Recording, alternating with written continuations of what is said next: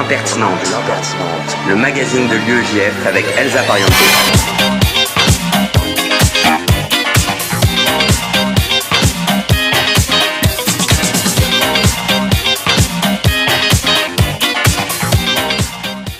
Bonjour à tous et bienvenue dans L'Impertinente, l'émission de l'UEJF sur RCJ 94.8, que vous pourrez retrouver ensuite en podcast sur l'application et même sur Spotify. Au sommaire ce midi, nous retrouvons dans quelques secondes notre invité Yanis Roder pour parler laïcité.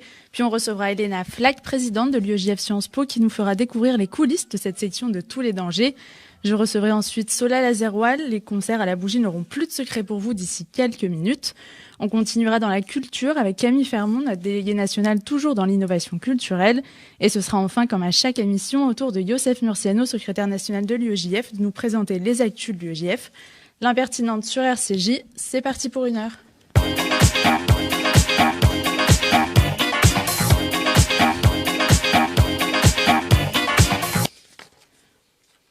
Et on commence tout de suite avec notre invité, que je remercie vivement d'être avec nous ce midi. Yanis Roder, bonjour.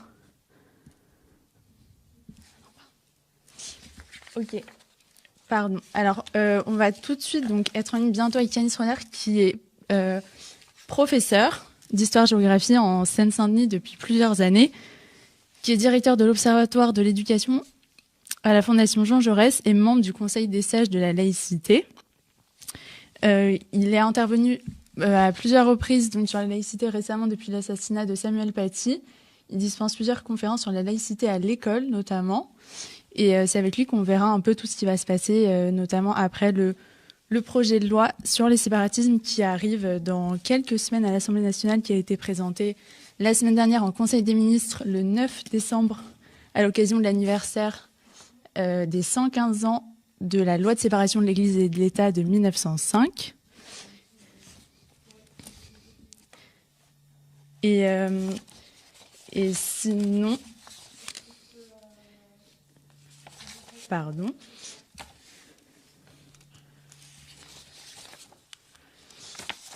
On va écouter tout de suite un peu de musique avant de retrouver notre invité.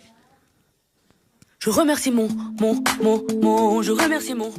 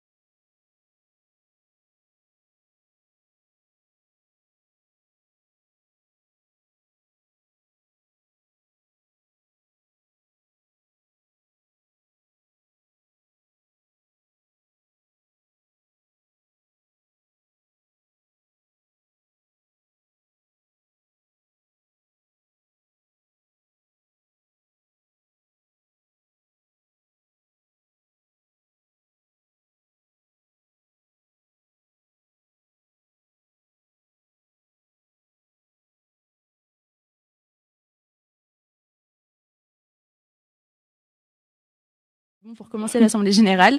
Et c'est une section qu'on n'oublie pas, où on chante la Marseillaise plus fort que des militants FN, où on boit une limonana avec Jack Lang. On n'est pas des centaines, mais on se bat pour nos idées. Et ces idées, c'est aujourd'hui toi qui les fais vivre à Sciences Po, Elena.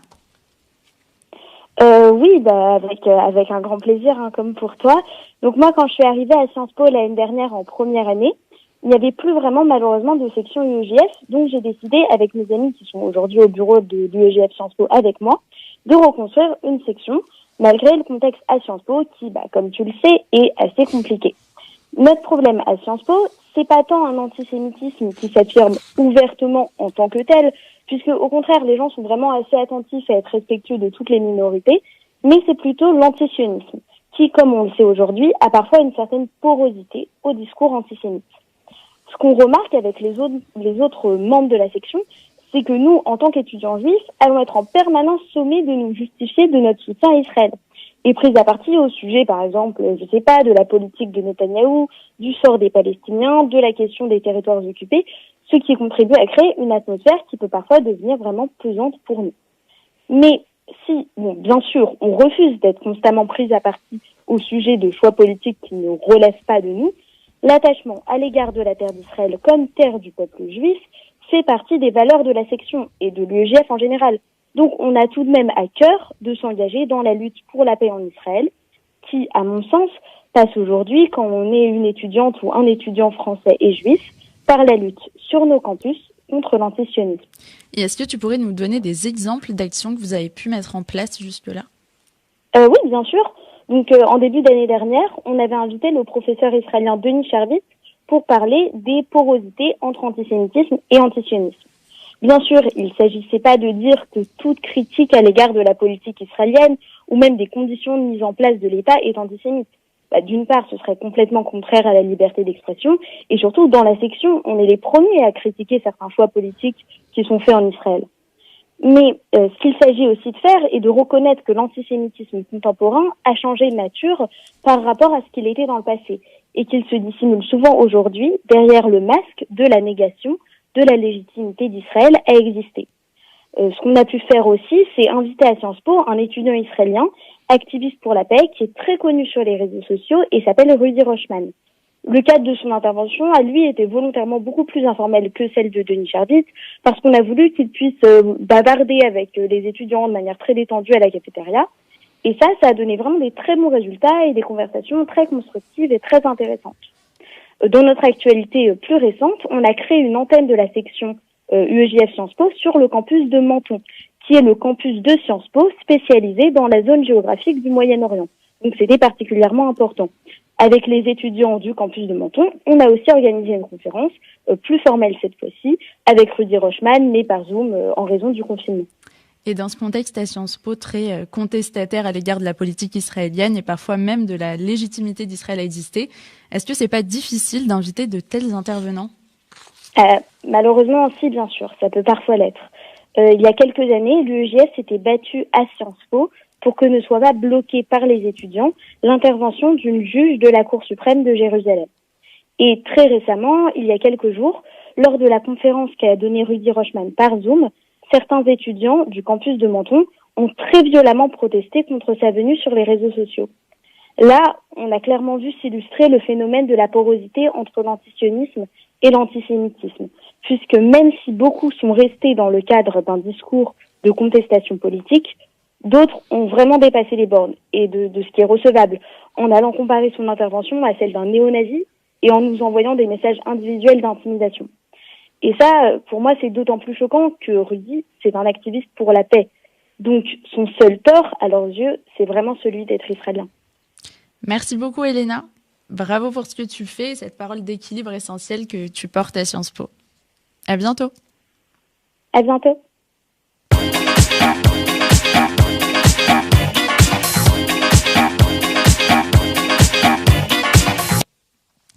Et on écoute tout de suite comment Marine Le Pen s'est fait remettre en place cette semaine à l'Assemblée nationale, où il faut bien le dire, on la voit quand même assez peu, le contexte, l'examen d'un texte sur la justice des mineurs, la présidente du Rassemblement national qui croit que la solution miracle c'est de couper les allocs aux parents d'enfants ayant commis un délit, toujours très novateur, et le garde des Sceaux qui lui fait remarquer que c'est peut-être pas la meilleure solution, #euphémisme, on l'écoute. Alors, madame, voyez-vous, il y a les mensonges du matin, il y a ceux de cet après-midi. Vous les enfilez comme les perles. Sur les chiffres, vous mentez. Les chiffres de la récidive, vous pouvez les égrener, là encore, et vos électeurs sont sans doute attentifs et gourmands de cela, mais vous mentez, madame. Ceux sur la délinquance ne sont pas les bons, ceux sur la récidive ne sont pas les bons. Nous le savons ici. Si vous aviez été présente ce matin, déjà ils ont été évoqués à de nombreuses reprises. Votre programme, grosso modo, c'est la prison de 7 à 77 ans. Mais là, alors je ne sais quelle faiblesse vous touche, vous seriez d'accord avec nous. Et franchement, je vous félicite de cela, parce que cette loi est une bonne loi. Voyez-vous, le répressif pour les gamins, ça marche pas. On peut faire ce que l'on veut. C'est d'abord l'éducatif. Et c'est une réponse rapide. Et c'est une réponse dans laquelle les victimes sont immédiatement prises en considération. Mais vous voyez, madame, vous avez déposé un amendement qui me chagrine. J'ai dit qu'on se voyait peu. Nous nous sommes plus vus au palais de justice de Paris. J'étais avocat, vous n'avez de cesse de le rappeler, mais vous aussi, vous l'avez oublié. Nous étions avocats tous les deux, et ça n'est pas un déshonneur, ça n'est pas le mien en tous les cas. Et lorsque je vous vois ici, madame, et j'ai cet amendement qui me ronge, je vais en parler un instant, parce qu'il est significatif. Et je vais faire appel à l'un de mes souvenirs, et puis je vais m'asseoir.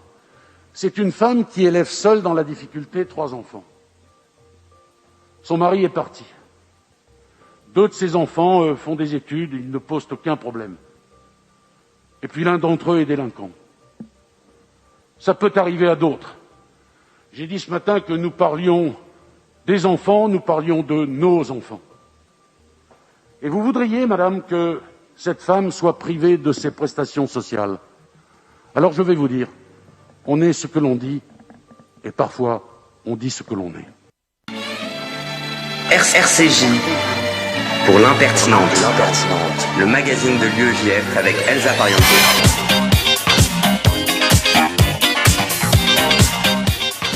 Et on se retrouve tout de suite avec notre invité politique, que je remercie vraiment et vivement cette fois d'être avec nous ce midi. Yanis Roder, bonjour. Bonjour. Merci beaucoup. Vous êtes historien, professeur d'histoire-géographie en Seine-Saint-Denis, directeur de l'Observatoire de l'éducation à la Fondation Jean Jaurès et membre du Conseil des sages de la laïcité. Je vais commencer avec une question toute simple. La laïcité à l'école, ça se passe comment pour vous au quotidien? Et est-ce que des éléments de votre enseignement sont parfois contestés? Alors écoutez, je dirais que l'enseignement, enfin plutôt la laïcité, parce qu'il ne s'agit pas, votre question ne porte pas sur l'enseignement de la laïcité, mais sur la laïcité. Écoutez, la laïcité, je trouve qu'elle ne se porte pas trop mal dans mon établissement scolaire. Je dirais qu'il faut non seulement l'expliquer régulièrement, l'expliciter, et dire de quoi on parle, ce que cela veut dire, mais aussi expliquer en quoi l'enseignement que nous prodiguons est un enseignement laïque, parce que la laïcité, c'est pas seulement la définition juridique, c'est aussi ce que ça signifie en termes d'enseignement. Et en général, c'est plutôt, une fois quand c'est présenté comme cela, et quand c'est présenté sous sa forme réelle, c'est-à-dire une liberté, et notamment une liberté très importante pour les minorités religieuses, eh bien c'est plutôt bien accepté. Maintenant, si on parle de contestation d'enseignement, ce sont des choses qui existent. Je n'en ai pas beaucoup, mais j'en ai de temps en temps, notamment, et puis pas seulement moi, notamment les professeurs de SVT peuvent rencontrer des contestations, notamment sur le Big Bang, sur la création du monde, etc. Voilà, mais il s'agit de répondre de manière scientifique, montrer qu'à l'école on enseigne non pas la croyance, mais du savoir scientifique qui s'appuie sur la raison. Une fois qu'on a expliqué ça de manière très apaisée, les élèves en général l'entendent. Il y a un outil à l'école qu'on connaît plus ou moins et qui explicite d'un œil extérieur assez facilement ce qu'est la laïcité. C'est la charte de la laïcité qui pose par exemple que chacun est libre de croire ou non, que la laïcité c'est le vecteur d'une culture commune ou encore la neutralité des enseignants. Est-ce que pour vous c'est un outil suffisant? Alors suffisant, je ne sais pas. En tout cas, c'est un outil très intéressant parce qu'il permet cet outil d'expliciter avec nos élèves, article par article, quelle est la profondeur de la laïcité. L'erreur, si vous voulez, à mon avis, ce serait de croire que la laïcité n'est qu'un un principe organisationnel, c'est-à-dire qu'un principe juridique. Or, vous savez que cette laïcité, elle est inscrite dans l'article 1er de notre Constitution. La République française est indivisible, laïque, démocratique et sociale. Et ces quatre principes sont liés les uns aux autres. Ce qui fait que la laïcité, c'est pas seulement un principe juridique d'organisation, organisationnel, c'est aussi un principe politique et donc philosophique. Et la charte nous permet, article par article, de décliner cela, d'expliquer cela. Et sinon, donc, depuis l'assassinat de Samuel Paty, il y a la rentrée scolaire qui s'est déroulée juste après. Et on a pu entendre, face aux événements qui ont pu avoir lieu dans les écoles à ce moment-là, des adeptes de la réponse pénale à tout prix, comme ceux qui comparent aussi la nécessaire protection de ces enfants à celle tout aussi nécessaire, selon eux, des enfants juifs pendant la Shoah. Quelle est la réponse la plus adaptée, selon vous ? Écoutez, je pense que vous faites allusion à cette tribune qui est parue dans le l'Obs, je crois. Il y a tant de gens qui signent en se disant juifs ou d'origine juive. Moi, je ne sais pas trop ce que c'est, juifs ou d'origine juive. Soit on est juif, soit on n'est pas juif. Mais enfin, en tout cas, on se considère comme tel. Et puis surtout, je ne vois pas trop la portée du fait de signer en tant que juif une tribune. Est-ce que le fait d'être juif ou se disant d'origine juive leur confère quelque chose en plus? Je ne comprends pas très bien l'idée. Et après, j'ai été plutôt moi scandalisé par cette tribune, cette tribune qui fait un parallèle entre les enfants juifs durant la Shoah et les enfants aujourd'hui, les quelques enfants qui se sont livrés à des menaces, qui se sont livrés à des propos extrêmement graves à l'encontre de leur professeur, à l'encontre de la République. Donc, on met sur un plan d'égalité des choses qui n'ont absolument rien à voir, mais je ne sais pas si c'est par ignorance, par bêtise ou par manipulation, ou volonté de manipuler. Voilà, je suis extrêmement choqué par cela, ça n'a absolument rien à voir. De quels crimes se sont rendus coupables les enfants pendant la Shoah? De quels crimes? Je suis désolé, quand un enfant aujourd'hui, même s'il a 10 ans, même s'il a 8 ans, menace son professeur ou dit des choses absolument terribles, justifiant l'assassinat de Samuel Paty, eh bien, il faut remédier à cela. Et ce sont aussi des propos qui relèvent aussi de la justice. Et ces enfants, ils ont des parents. Voilà, donc on est sur deux choses qui sont totalement différentes et je trouve ça extrêmement choquant et quelque part extrêmement qui montre un vrai mépris pour ces enfants, comme s'ils n'avaient pas besoin, eux, qu'on leur apprenne les choses qu'on peut dire et les choses qu'on ne peut pas dire. Et justement, vous traitez aussi depuis plusieurs années de la question de la Shoah et de son enseignement. Sont difficiles l'enseignement dans certains établissements. Pour vous, c'est plutôt, vous parliez des parents, donc la traduction de ce qui peut être dit à la maison, les réseaux sociaux ou la montée de cette concurrence mémorielle qu'on voit dans toutes les sphères. Tout est lié. Vous savez, je crois que les enfants ne viennent pas vierges de tout discours à l'école. Ils entendent des choses. Quand un enfant dit ce qu'il a dit, notamment ces quelques enfants qui ont été présentés ou qui ont été appréhendés. Ces quelques enfants, ils se font le relais de ce qu'ils entendent à la maison. Ils se font le relais d'un discours qu'ils côtoient, j'imagine, au quotidien. Un enfant n'invente pas ces choses-là. Donc, il y a le rôle des parents qui est essentiel. Et quand les parents tiennent un discours destructeur, il est d'abord destructeur pour ses enfants. Il est d'abord destructeur pour leurs enfants. Voilà, et ça, c'est quelque chose qui est extrêmement choquant.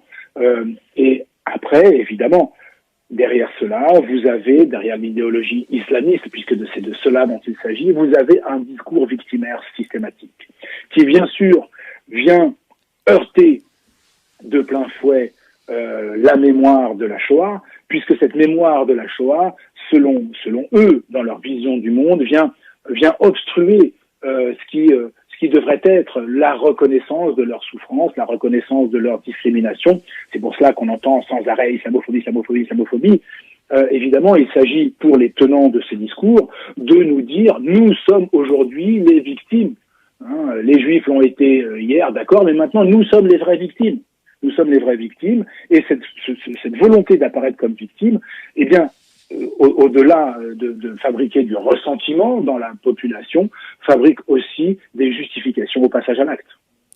Vous parliez donc de l'idéologie islamiste. Je recevais il y a 2 semaines Jean-Pierre Aubin, dont le livre le plus récent évoque justement ce cheminement vers cet islamisme qui a pénétré l'école. Est-ce qu'aujourd'hui on pourrait le rejeter, cet islamisme, en dehors de l'école, ou c'est trop tard selon vous? Alors, le rejeter, je ne sais pas. En tout cas, les enfants viennent avec ce qu'ils sont. En revanche, mieux outiller les enseignants, de manière à en faire des vrais remparts contre cette idéologie. Parce que, vous savez, les enfants sont aussi des éponges.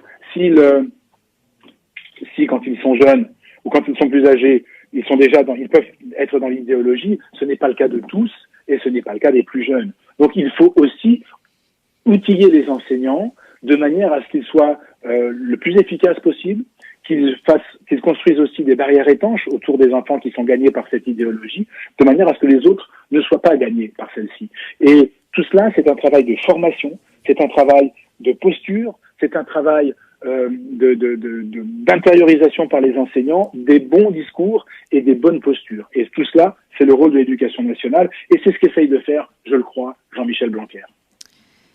Jean-Michel Blanquer qui porte donc aussi aujourd'hui le projet de loi confortant le respect des valeurs de la République, notamment dans ses articles 21 à 24. Donc on a l'instruction en famille qui est encadrée, les contrôles des établissements privés qui sont renforcés, un dispositif de fermeture administrative d'écoles qu'on peut pas forcément nommer ainsi qui est prévu. Est-ce que pour vous c'est une réponse adéquate, suffisante à ce que vous observez et vivez sur le terrain? Écoutez, c'est déjà une réponse. C'est déjà une réponse. C'est difficile de dire qu'elle est suffisante ou adéquate. Seul l'avenir nous le dira.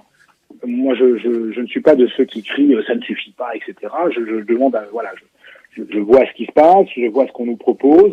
Je pense que c'est déjà important au regard du chemin parcouru. Vous savez, nous, quand on a sorti les territoires perdus de la République en 2002, personne ne nous a écoutés, personne ne nous a regardés. Ça a été ça n'a été pratiquement rien, quoi. Et puis en termes politiques, ça s'est traduit par rien du tout. Il a fallu attendre, même pas le fait qu'on tue des enfants dans une école à Toulouse. Il a fallu attendre Charlie Hebdo, pour qu'un premier sursaut advienne. Et puis il a fallu l'assassinat d'un prof pour qu'on prenne des décisions d'ordre législatif dans une loi ad hoc. Donc j'attends de voir. Je pense que c'est un pas politique important qui va permettre à la classe politique, qui va permettre au gouvernement d'agir le mieux possible, le plus possible, dans un état de droit qui est très encadré, notamment par des traités internationaux qui nous dépassent. Et donc, c'est Jean-Éric Schuttel, l'ancien secrétaire général du Conseil constitutionnel, qui dit nous sommes néanmoins bloqués par la hiérarchie de la norme, avec les traités notamment européens qui bloquent certaines choses. Ce qu'on peut entendre, mais il faut aussi être prudent et ne pas mettre à bas l'état de droit sur lequel nous fonctionnons. Et de façon plus générale, je vous écoutais il y a quelques jours dire que chaque élève est une partie de la République et qu'on prépare à l'école les citoyens à faire nation. Et pour qu'on vive dans quelques années dans une société peut-être un peu plus apaisée, quel rôle pour qui dans la transmission de ces fameuses valeurs de la République? Je crois que c'est le rôle de tout le monde. Dans la République idéale que j'appelle de mes vœux, évidemment, c'est le rôle des enseignants, à la condition que les enseignants soient à la fois bien formés, mais aussi qu'ils portent avec eux ce rôle de missionnaire quelque part qu'avaient ceux qu'on appelait les hussards noirs de la République, qui ont transmis la République et la valeur républicaine sous la Troisième République à la fin du XIXe siècle. Aujourd'hui, je pense malheureusement qu'on manque un peu de hussards noirs et d'engagement militant républicain dans les salles de profs.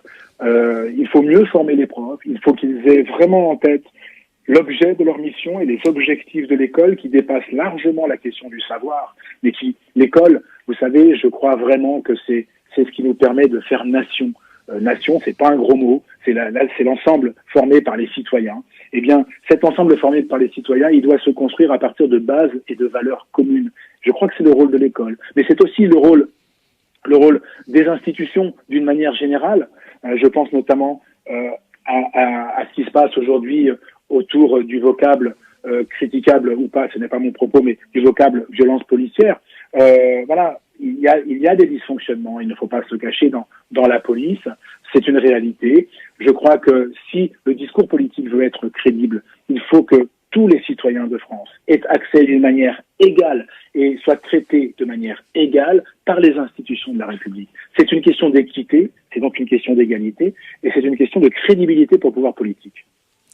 Et justement, ce pouvoir politique, là, en termes de solutions qu'il pourrait apporter, est-ce que une politique d'envergure en termes de mixité sociale à l'école, dans le logement, qui casserait un peu ces ghettos, ce serait une solution pour vous ? Alors, c'est évidemment une solution, encore une fois, dans une société un peu idéale, parce que la mixité sociale, c'est bien de le dire, encore faut-il pouvoir le faire. Il y a la question de la carte scolaire. On peut toujours mixer en disant, voilà, la carte scolaire, ok, bien. Mais vous savez comme moi, et je parle à une radio communautaire juive, qu'il y a aussi un enseignement privé qui, lui, ne joue pas le jeu de la carte scolaire. Hein, alors, je ne remets pas en cause l'enseignement privé juif, et on sait très bien que beaucoup d'élèves ont trouvé, malheureusement, un refuge dans ces écoles parce qu'ils rencontraient des problèmes dans l'école publique, que l'école publique n'était pas capable d'assurer leur sécurité, tout comme elle n'a pas été capable d'assurer la sécurité de la jeune Mila. Mais d'une manière générale, l'enseignement privé n'obéit à aucune carte scolaire. Donc à partir du moment où, parce que vous voulez pas que votre enfant aille dans ce secteur, dans ce collège de secteur, parce qu'il y aurait des élèves issus de cités HLM ou je ne sais quoi, bah, vous cassez cette mixité sociale. Donc on peut toujours dire, voilà, il y a des expériences qui existent, etc., ça marche pas trop mal. Il y aura toujours ce problème avec l'enseignement privé qui de fait, permet une fuite de ceux qui ne veulent pas aussi de cette mixité sociale. Ça ne veut pas dire que l'enseignement privé est, on va dire, n'attire que pour éviter la mixité sociale, mais cela existe aussi. Donc il y a aussi, je crois, il y aurait une réflexion à avoir là-dessus, mais vous savez très bien que le but des gouvernements, c'est pas de rallumer la fameuse guerre scolaire qui a fait défiler tant de millions de personnes depuis des dizaines d'années. Donc il y a cette question-là, et puis après il y a la question de la faisabilité de la mixité sociale. Voilà, c'est encore une fois, c'est facile de le dire.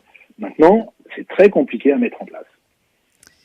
Et enfin, les accusations de laïcisme qui fusent aujourd'hui, qu'est-ce qu'elles disent de notre société selon vous, et ce clivage politique sur la laïcité, comment le surmonter peut-être ? Moi, quand je lis laïcard, quand je lis laïciste, je me pose une simple question.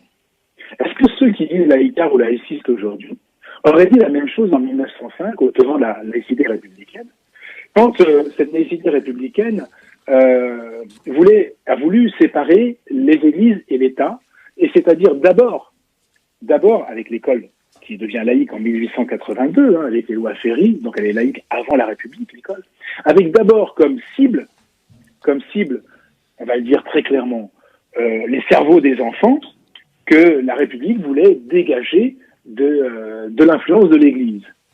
Est-ce que ces mêmes personnes qui aujourd'hui ont à la bouche les mots laïcard ou laïciste diraient la même chose si en face de l'école laïque aujourd'hui ou en face de la République laïque, il n'y avait pas quelques musulmans, des musulmans, on va dire, rigoristes, mais des catholiques rigoristes? Est-ce que le discours serait le même? Je vous donne, je suis prêt à parier que le discours ne serait absolument pas le même.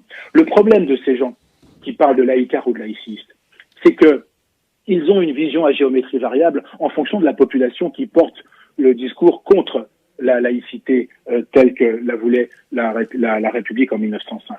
Ce sont des gens qui voient dans ceux qui essayent de mettre à mal parfois dans certains endroits la République, elles voient les nouveaux damnés de la terre, les nouveaux exclus, la nouvelle, si vous voulez, ils ont perdu la classe ouvrière, ils ont perdu les classes populaires, ils ont trouvé là de nouvelles classes populaires à défendre, quitte finalement à s'attaquer au fondement même de la République en voulant décrédibiliser ceux qui défendent la laïcité républicaine.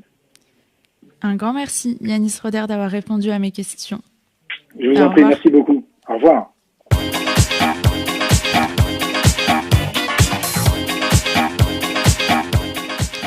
Vous êtes toujours sur RCJ dans l'impertinente et on ouvre tout de suite la page culture de cette émission. On va parler d'un véritable phénomène dans un instant, les concerts Candlelight. Alors certes, ils n'ont pas encore repris, mais dans cette attente qu'on espère tous terminer dans moins de 3 semaines, je reçois Solal Azerwal. Solal, bonjour. Bonjour Elsa. Tu es l'impresario de Candlelight en France, si j'en crois ton LinkedIn et mes informations personnelles. Concrètement, l'homme qui présente les concerts, auditionne les musiciens, choisit les lieux partout en France et même maintenant en Europe, mais je n'en dis pas trop. Déjà, explique-nous le concept, ça vient d'où, pourquoi, pour qui? Bien sûr. Merci de me recevoir dans l'impertinente Elsa et de parler de ces concerts Candlelight à la lueur des bougies qui sont organisés par Fever. Et dont l'idée est de décontracter la musique classique, c'est-à-dire de faire tomber les codes qui entourent nos représentations traditionnelles de la musique classique, que ce soit de la musique de chambre, des récitals de piano solo ou des petits orchestres que l'on propose. Voilà, ce sont des concerts relativement accessibles dans la mesure où nous plongeons les spectateurs dans une semi-obscurité, où ils sont éclairés simplement à la douce lumière des bougies qui se reflètent sur le bois, sur le cuivre de nos instruments. Ce sont des concerts qui existent depuis un peu plus d'1 an, qui ont été lancés à l'origine en Espagne, et avec plus d'une centaine de représentations en France, en Suisse et en Belgique. Nous avons la chance de pouvoir avoir amené à la musique classique un certain public qui était traditionnellement peu présent et qui n'entendait de Frédéric Chopin, de Ludwig van Beethoven ou encore de Wolfgang Amadeus Mozart que des téléfilms, des publicités ou encore des sonneries téléphoniques. Et on pointe souvent, en effet, du doigt la musique classique comme inaccessible, réservée à une supposée élite, voire snob, tout simplement. Comment vous cassez les codes? Alors l'idée est assez simple. La programmation musicale d'une partie et cette façon de casser un peu les normes en sortant nos musiciens des carcans traditionnels, en sortant les grands compositeurs et en proposant aux gens justement d'aller écouter de la musique classique ailleurs que dans les salles de concert. Il n'y a absolument aucune règle pendant nos concerts. Le public peut se sentir libre d'applaudir, les musiciens peuvent se sentir libres de faire des blagues, de raconter ce qu'ils vivent et ce qu'ils transmettent. Les gens sont là simplement là pour écouter et tout le monde dispose des bons codes pour écouter de la musique classique. Et concrètement, demain, je prends mon billet pour Candlelight. Je me retrouve où? Avec combien de personnes? Quels musiciens? Enfin, si tu peux nous le dire. Alors, c'est une bonne question, mais je vous avoue que comme on organise des concerts à Paris, à Lyon, à Lille, à Bordeaux, à Nice, à Toulouse, bientôt à Marseille, à Nice et à Genève et à Bruxelles, je pourrais vous citer beaucoup de lieux dans lesquels vous pourriez venir écouter nos concerts. D'autant qu'on a un certain nombre de programmations qui va des grands compositeurs que je vous décrivais plus tôt, jusqu'aux compositeurs de musique de film un peu plus récents, tels qu'Ennio Morricone, John Williams, Hans Zimmer. Donc il y a une certaine palette de choix, si vous voulez, pour venir découvrir ces concerts, que vous pouvez retrouver assez facilement en fait sur Fever en tapant Candlelight Fever. Et vous êtes évidemment un acteur du spectacle vivant, univers aujourd'hui particulièrement touché par la pandémie. Comment avez-vous appréhendé les mois derniers et vous projetez-vous dans ce qui arrive? Alors on a eu beaucoup de chance chez Fever, qui est quand même une structure très intelligente et qui nous a proposé de continuer à travailler malgré la situation pour continuer à donner du travail non seulement à nos musiciens en faisant des concerts en ligne, mais aussi à offrir aux spectateurs une voie, une issue, une lumière au fond du tunnel de cette année 2020 et de cette pandémie. Nous avons décidé de ne pas annuler nos concerts, mais bien de les reprogrammer, de proposer à tous les utilisateurs des dates alternatives de concerts. Et entre les 2 confinements, nous avons pu organiser plus d'une 60aine de concerts un petit peu partout en France, en Belgique et en Suisse, avec pour perspective de continuer à faire vivre la musique et le spectacle vivant. Je vous avoue que les concerts de Noël ayant été reportés à leur tour, on est confronté à des problématiques assez communes au spectacle vivant, à savoir de la reprogrammation, des problématiques d'agenda entre les musiciens, les salles et les spectateurs. Mais tout cela, finalement, est une pratique que nous commençons à plutôt bien maîtriser et à offrir de beaux concerts non seulement aux musiciens, mais aussi au public qui se faisait une joie de venir assister à des concerts de Noël. Et au-delà de faire vivre la musique, vous avez aussi du coup une mission de démocratisation de cet art-là. Est-ce que c'est quelque chose qui est ancré un peu dans votre éthique, dans vos principes et que vous visez à développer encore plus? Absolument, c'est une excellente question. C'est tout à fait la dynamique et la perspective de Fever. L'idée, c'est vraiment de rendre la musique accessible et de s'adresser donc à ce public qui traditionnellement n'allait pas au concert de musique classique, de leur offrir la possibilité de venir découvrir et en fait de faire un format qui s'adapte à eux et non pas à ce que les musiciens voudraient, c'est-à-dire 1 heure de concert, une véritable transmission de leur passion de vive voix par exemple en lisant les poèmes de Vivaldi qu'il avait rédigés pendant l'écriture des 4 saisons, ou des anecdotes sur la relation entre Chopin et Madame de Staël, des blagues faites sur ces histoires-là, sur ces anecdotes-là, de façon à rendre accessible et à s'adresser évidemment à un public jeune, entre 18 et 35 ans majoritairement, et à un public qui, quand on pose la question au début de chaque concert, lève la main à 70% en nous disant qu'effectivement c'est bien la première fois qu'ils mettent les pieds dans un concert de musique classique. Un grand merci, Solal, et à dans quelques semaines, du coup, en live pour écouter de la musique classique ensemble. Au revoir. Merci à vous, Elsa. À bientôt. Et en attendant, un peu de musique de ma playlist. C'est pas du Mozart, mais ça fait du bien à écouter.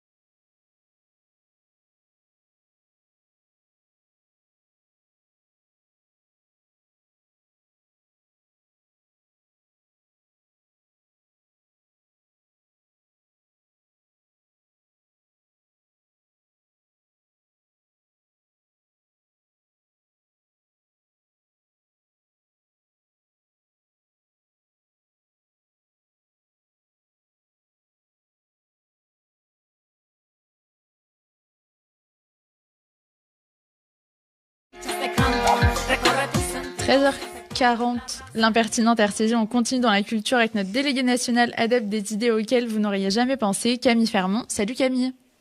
Bonjour Elsa. Alors oui, semaine plus que particulière pour la culture puisqu'on aurait espéré une réouverture des salles de spectacle, musées et cinéma. Moi qui me faisais une joie d'aller voir Wonder Woman au cinéma, ce ne sera pour plus tard. Mais on a vu que cette annonce annonçait une guerre entre le monde de la culture et les annonces gouvernementales, puisque la culture se retrouve exclue du déconfinement. Et la semaine dernière, nous avons assisté à quelque chose d'assez drôle du côté des salles de spectacle. Grand Corps Malade a sorti vendredi 11 sa nouvelle chanson « Pas essentiel ». Interviewé, il a affirmé qu'être catalogué comme pas essentiel, c'est comme une gifle. Mardi, l'on pouvait apercevoir sur le fronton de l'Olympia « Pas essentiel », ce qu'il voulait pour le tournage d'un clip est devenu viral dans le monde du spectacle. Et le Bataclan a repris du coup cette affiche sur son fronton « Pas essentiel », ainsi que d'autres petites salles de spectacle en signe de protestation. Le mot pas essentiel sera-t-il placardé dans toute la métropole? Affaire à suivre. Alors, toujours dans cette optique de déconfinement, même si les lieux de culture ne rouvrent pas, il faut savoir que le premier lieu de culture, lui, est totalement ouvert, gratuit et accessible jusqu'à 20h. Tu penses à quelque chose en particulier? Eh bien, c'est la rue. La rue redevient totalement ouverte, pour notre plus grand plaisir. Sachez qu'à Paris, il y a plus de 1200 statues, de quoi remplir vos journées pour partir en immersion. Et puisque la rue est ouverte, et qu'on est libre, on va parler de liberté. Mais où est-ce que tu nous emmènes, Camille? Voir la Statue de la Liberté. En effet, le créateur de la Statue de la Liberté est lui français, et on le doit à Auguste Bartholdi. Il lui a fallu plus de 15 ans pour ériger l'emblème des États-Unis, mis en France il y a 6 sœurs à la mythique statue. Donc on en retrouve une sur le pont de Grenelle, appelée sur l'île des Cygnes. Elle est installée en 1889 et elle faisait face à la tour Eiffel et elle pointait sa torche en direction de l'Élysée. Puis elle a été déplacée en 1937 afin de faire face à New York où se trouve sa grande sœur. La deuxième se situe dans le jardin du Luxembourg et elle a été finalement déplacée au musée d'Orsay en 2013 parce qu'il y avait trop de vols et de dégradations. Et aujourd'hui, il y a toujours la statue au Luxembourg, mais c'est une réplique. Donc au musée d'Orsay, c'est la troisième.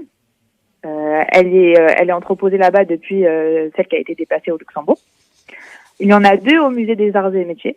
Donc une qui se trouve dans l'ancienne église et une autre qui se trouve juste à l'entrée. Il faut savoir que celle qui se trouve juste à l'entrée, c'est celle qui a servi vraiment de modèle à réaliser la statue new-yorkaise à grandeur nature. Et enfin, c'est ma préférée, celle qui se trouve place Michel Debré. Donc elle est sur le centaure de la place. Et il faut vraiment être très averti pour la trouver, vu qu'elle se retrouve sur le petit torse de la statue. Donc voilà, si tu es adepte de Où est Charlie, tu trouveras ton bonheur. Et toi qui adores les anecdotes, on n'aurait pas une sur la Statue de la Liberté pour nos auditeurs et pour moi aussi, remarque. Et si, figurez-vous qu'elle a été offerte par la France, mais les États-Unis étaient très réticents, puisqu'il fallait financer le socle pour la recevoir. Et 6 mois avant de la recevoir, il n'y avait presque rien. Pas de financement, un début de socle, et personne ne voulait vraiment mettre la main à la pâte pour pouvoir la recevoir. Et c'est Pulitzer qui écriva dans son journal pour que des dons soient faits. Au final, l'argent fut récolté, mais le jour de son inauguration, Pulitzer n'était pas présent. Alors beaucoup disent parce qu'il était juif, mais il faut savoir qu'à la mort de Pulitzer, son épouse a envoyé à la France des centaines de documents que vous retrouverez du coup au musée des Arts et Métiers concernant la Statue de la Liberté. J'aimerais aussi parler des librairies, celles qui ont beaucoup fait parler d'elles lors de ce deuxième confinement. Tu as envie de voyager ? Victor Hugo disait « Lire, c'est voyager, et voyager, c'est lire ». Alors, je vous donne l'occasion de voyager dans Paris. En effet, j'ai fait une petite sélection des librairies les plus belles de Paris, si vous êtes en retard dans vos cadeaux de Hanouka ou de fin d'année. Donc, en première, on a la librairie Shakespeare & Co. Donc, on retrouve les plus grands écrivains anglais et américains, à 2 pas de Notre-Dame. La librairie Joussomme, dans le cœur de la galerie Lisiane. Donc, c'est la plus ancienne galerie de Paris. Donc, vous avez livres anciens et très récents, tous d'occasion, et ça, c'est très parisien. La librairie de la Main, qui est riche d'une histoire de plus de 3 siècles. C'est la plus ancienne librairie de Paris. Donc avant, elle était à Palais Royal, mais comme il y a eu l'incendie, elle a été déplacée rue Saint-Honoré. Et enfin, ma librairie préférée, qui est la librairie du Passage, c'est sous le Passage Jouffroy, où vous trouverez tous les livres concernant les arts décoratifs, le mobilier, les bijoux, le design et la mode. Donc il y a plus de 30 000 ouvrages consacrés aux beaux-arts. Merci beaucoup Camille. On se retrouve très vite pour de nouvelles infos culture déconfinées cette fois. Et là, on a de quoi faire cette semaine avec toutes ces idées. Merci beaucoup, Elsa. Merci à toi. Salut. Et on se retrouve juste après la chanson israélienne de l'émission. C'est Or d'Eliade.